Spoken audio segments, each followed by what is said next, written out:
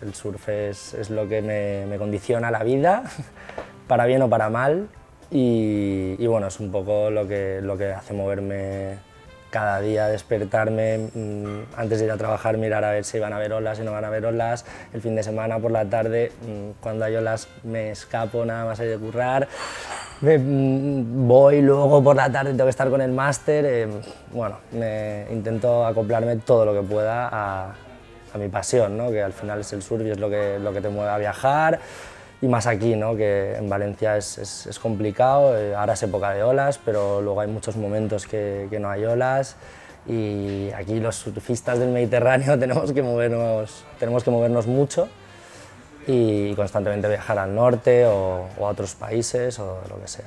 Que te cambia la vida, o sea, que es una cosa que no es un deporte como el fútbol, no es un deporte como el pádel, o sea, es un deporte como dice mi madre toda la vida, ¿no? Que siempre me han gustado los deportes, pues esquiar, el surf, tirarte por no sé dónde, o sea, al final es como todo muy raro, ¿no? Desde pequeñito he hecho windsurf, he hecho kitesurf, he hecho cositas surf, o sea, siempre como cosas raras, me llevaban de pequeño mi abuelo, mi tío, mi padre montar a caballo, o sea, era como, ibas luego al colegio y la gente era como, ¿qué es eso de windsurf?, ¿no? O sea, los profesores eran como, ¿este niño qué hace?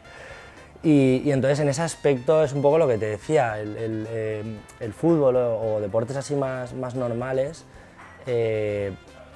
no necesitas estar pendiente de unas condiciones, no necesitas moverte, al final tienes ahí un campo de fútbol, gente, juegas y ya está.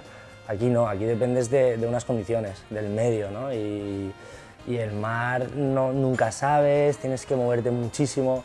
Es complicado porque tienes que tener mucho tiempo libre, sobre todo aquí, para moverte a Cullera, al Perelló, no sé, al Castellón, a Jave, o sea, tienes que estar muy pendiente según de dónde venga las direcciones del suelo, el viento, o sea, tienes que tener mucho tiempo y al final eso es lo que nadie tenemos, ¿no? O sea, es muy complicado, poder compaginarlo con una vida laboral normal de un horario de mañana a tarde, con tus horas, entonces es complicado.